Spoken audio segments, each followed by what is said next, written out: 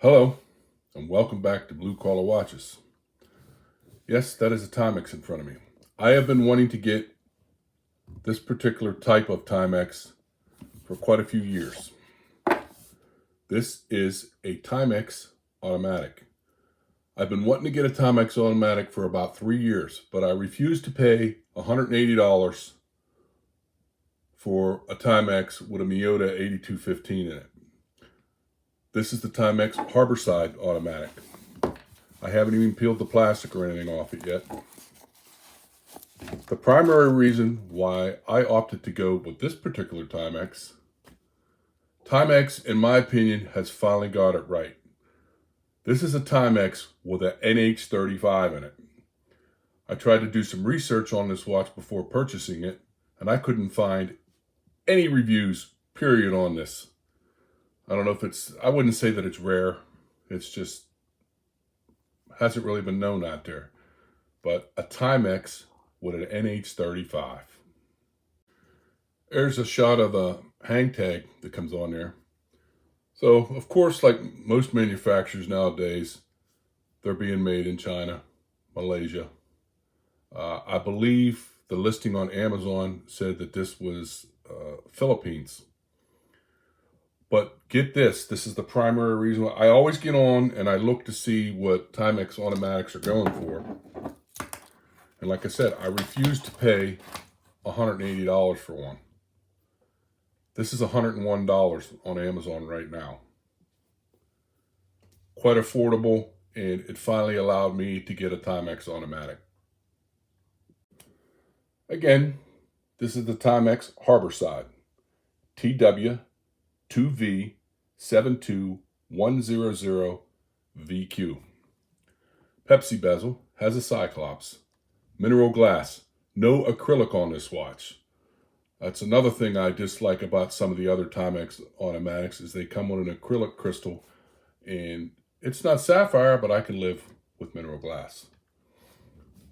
43 millimeters in diameter, 20 millimeter bandwidth, 50 millimeters lug to lug. Says it has 100 meters of depth. I'm not sure I would trust that.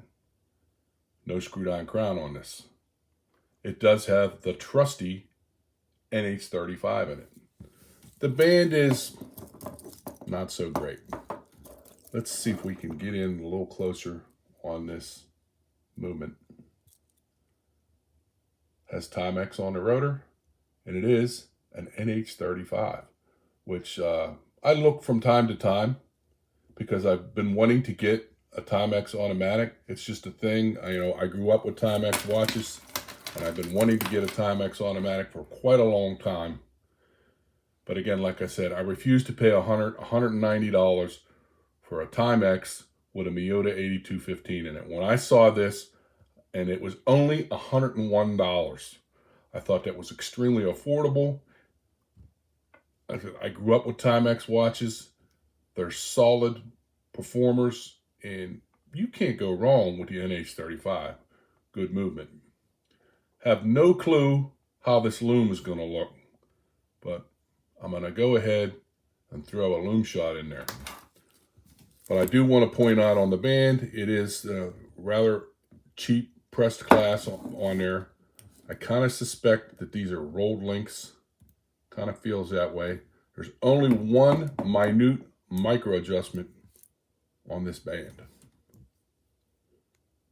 You know what? As I look even closer, I don't think there's any micro adjustment in this band. Can I go in one? You can go in one. No, you can't.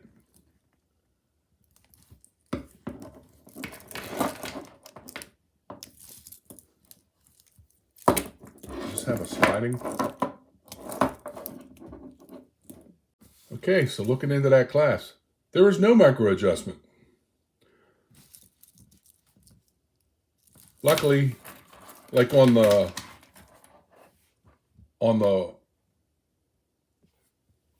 other ones, it's they have that mesh bracelet, and they're called hair pullers, that mesh band, and it's an integrated bracelet. This is not an integrated bracelet. You could easily change this.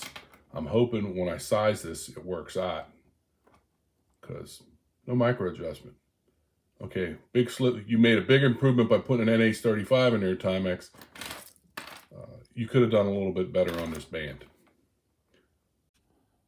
Okay, getting to the Lume shot with this Timex. I have to tell you, I'm pleasantly surprised. Way better than I expected. I'll throw a time lapse in there also, but the Lume on the hands is excellent. The Lume on the dial is pretty good. You got the Lume pip. I was expecting it to be much weaker than that.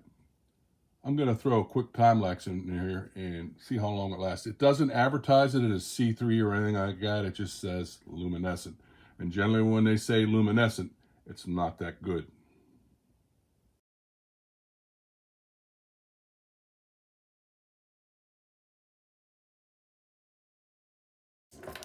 Okay, so I'm sizing the band and I'm moving the camera, but as you zoom in, you can see the seams.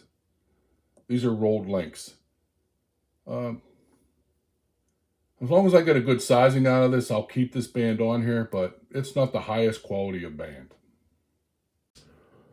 So here it is on wrist. I sized it. On my 7 3/4 inch wrist, I took out 3 links. I feel like I got a pretty decent fit out of it. It's comfortable.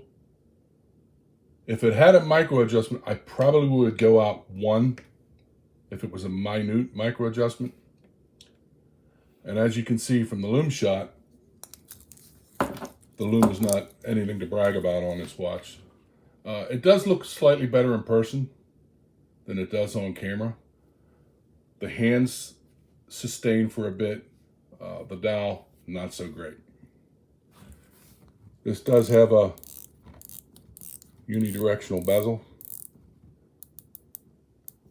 It does line up.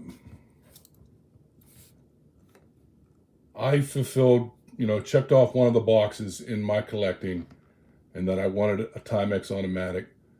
But again, like I said, I didn't want to pay a fortune for it. And I felt like this watch was pretty reasonable. And again, I'll leave a link to this. This is the only one in this Harborside series that I could find was automatic. The quartz watches are going for about $80. If you want to go with a Timex Harborside, I would spend the extra $20 and get an automatic. I personally prefer automatics. Nothing super spectacular about it because, again, it's just a Timex. But it was a box I wanted to check in my collecting to get a Timex automatic, and here we go. All in all, pretty pleased with my purchase for what it cost. And as far as I know, this is the only video on YouTube, other than the Timex video that, introducing this watch. This is the only video I know of with a review of this particular watch. So I hope I gave you enough information if you're looking to purchase one of these. All right, that's it.